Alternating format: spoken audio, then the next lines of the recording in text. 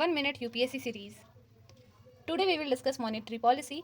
Fiscal policy deals with government and monetary policy deals with RBI. This is the main topic which is going to be covered.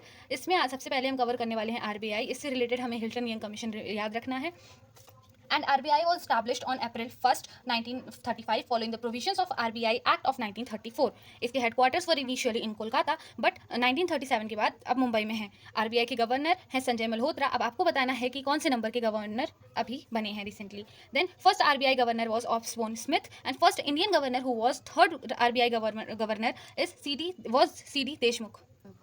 Initially, it was privately owned, but after 1949, it got nationalized. It is independent apex monetary authority.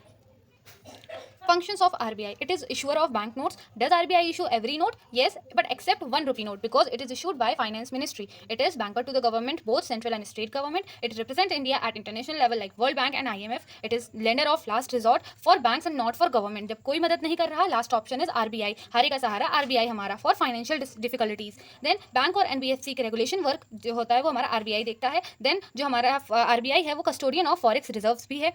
Cash reserve bank का custodian है वो भी हमारा RBI है. PYQs. In India, central banks function as the lender of last resort. Usually refers to which of the following? इसका answer है 2 only. Then consider the following statement. The governor of RBI is appointed by the central governor. Sir है हमारा 1 and 3 only. Please read the question carefully and answer the question. These PYQs have been taken from this book. If you want this book, please check link in bio. Thanks for watching. Please follow UPSC with us.